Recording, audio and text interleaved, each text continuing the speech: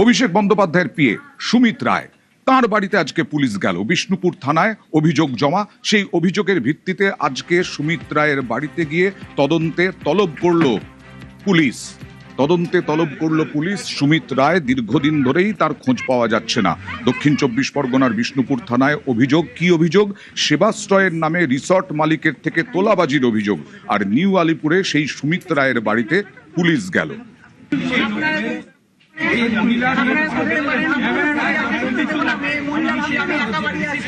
এখানে সার্চের কোনো ব্যাপার নেই না, এখানে আমরা ওনাকে দেখেছি।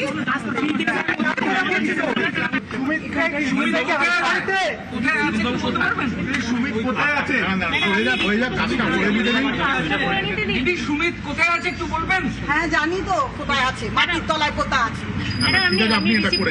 ছেলে পালিয়ে গেল কেন?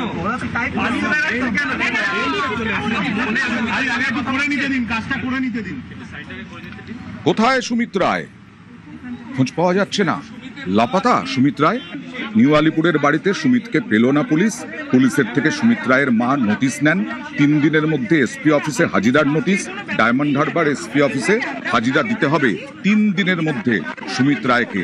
দেখা যাক সুমিত রায়ের খোঁজ পাওয়া যায় কিনা। সুমিত রায়ের বাড়ির দরজা এই মুহূর্তে বন্ধ অবস্থায় রয়েছে। বাড়ির ভেতরে কেউ আছেন কিনা তা এখনো স্পষ্ট নয়। এবং তোমাকে জানিয়ে রাখবো, এই মুহূর্তে দরজা খুলেছে, তুমি দেখো এই মুহূর্তে সুমিত রায়ের বাড়ির দরজা খোলা হয়েছে। যিনি পুলিশ আধিকারিক রয়েছেন তারা কথা বলছেন। এই মুহূর্তে সুমিত রায়ের মার হাতে নোটিশ সার্ভ করা হলো বিষ্ণুপুর থানার তরফে। বিষ্ণুপুর থানায় শনিবার সুমিত রায়, অভিষেক বন্দ্যোপাধ্যায়, দিলীপ মণ্ডল সহ একাধিক ব্যক্তির বিরুদ্ধে সেবাশ্রয় ক্যাম্প পরিচালনার নামে যে তোলাবাজির অভিযোগ হয়েছিল, সেই অভিযোগের ভিত্তিতেই আজকে বিশাল পুলিশ বাহিনী এসে তারা কিন্তু নোটিশ সার্ভ করে গেল। সুমিত রায় বাড়িতে ছিলেন না, তবে তার মা তিনি নোটিশটি রিসিভ করেছেন। ক্যামেরা গুগলের সঙ্গে অমিত, নিউজ 18 বাংলা, কলকাতা। আর এই সেবাশ্রয় ক্যাম্পে টাকার জন্য টাকার দাবি অভিযোগ, টাকা দিতে রাজি না হয় হুমকি দেওয়ার অভিযোগ। সুমিত রায়, দিলীপ মণ্ডলের বিরুদ্ধে অভিযোগ। আর দিলীপ মণ্ডলকে? দিলীপ মণ্ডল এখন শ্রীঘরে। দিলীপ মণ্ডল বিধায়ক, তৃণমূলের বিধায়ক। দিলীপ মণ্ডলেরই আমরা প্রাসাদের মতো বাড়ি দেখিয়েছিলাম, একটা রিসর্ট দেখিয়েছিলাম, বাগান বাড়ি দেখিয়েছিলাম দিলীপ মণ্ডলের। সেই দিলীপ মণ্ডল দীর্ঘদিনের বিধায়ক। এই দিলীপ মণ্ডলের বিরুদ্ধেও দুর্নীতির অভিযোগ। সুমিত রায়, দিলীপ মণ্ডলের বিরুদ্ধে অভিযোগ। ডাক্তার কর্মী মিলিয়ে 150 জনকে রিসর্টের ঘরে আটকে রাখার অভিযোগ। ফুডিং লজিং বাবদ 30 লক্ষ টাকা না দেওয়ার অভিযোগ।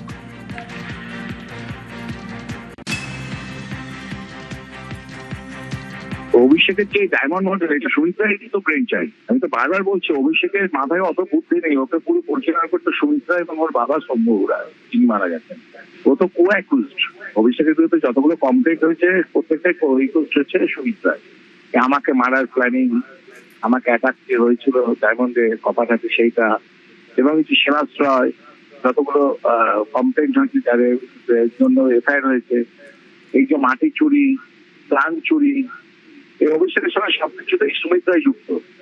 যতক্ষণ না সুমিত রায়কে অ্যারেস্ট করা হচ্ছে ততক্ষণ পুরোই ডায়মন্ড প্ল্যানিং এর আর কি আছে ডায়মন্ড মডেলে, সেগুলো সব জানা যাবে। সুমিত রায়কে তদন্তকারী অফিসাররা চাইছেন, এবং ও অ্যারেস্ট হওয়ার পরে দেখবেন আরো অনেক পর্দা ফাঁস হবে, অনেক প্যান্ডোরা বাক্স খোলা যাবে।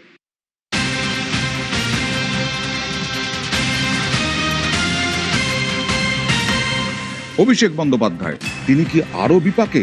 কারণ মাটি চুরির অভিযোগ তার বিরুদ্ধে হয়েছে, এবং এই অভিযোগে আরো 3 জনকে গ্রেফতার করা হয়েছে। নদিয়ায় মাটি চুরির অভিযোগ, তার নামে অভিযোগ দায়ের হয়েছে অভিষেক বন্দ্যোপাধ্যায়ের নামে। অভিষেক বন্দ্যোপাধ্যায়ের নামে নদিয়ায় মাটি চুরির মামলা, তাতেই গ্রেফতার হয়েছে আরো 3 জন। অভিষেক বন্দ্যোপাধ্যায় সহ 11 জনের বিরুদ্ধে মামলা হয়।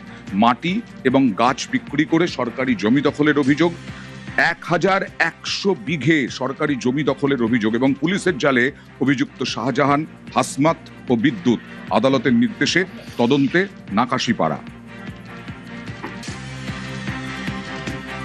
3 জন গ্রেপ্তার হয়েছে। বাকি যে আরো 8 জন আছে, এরা গ্রেপ্তার আশা করা যাচ্ছে হবে। আইসির উপরে আমাদের যথেষ্ট ভরসা আছে। এমনকি এই 8 জন ব্যক্তি বাইরে আছে। আর মেন মাফিয়া যে অভিষেক ব্যানার্জি, তাকে যেন অবশ্যই আইনের ধারায় তাকে যেন সাজা দেওয়া হয়, এইটাই হচ্ছে আমার অনুরোধ।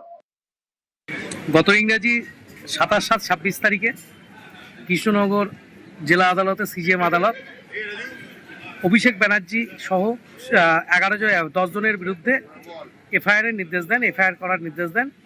সেই পরিপ্রেক্ষিতে নাকাশিপাড়া পিএস 27/7/26 তারিখে কেস স্টার্ট করেন এবং সেই মামলায় 3 জনকে অ্যারেস্ট হয়ে আদালতে সেখানে পাঠানো হয়েছে।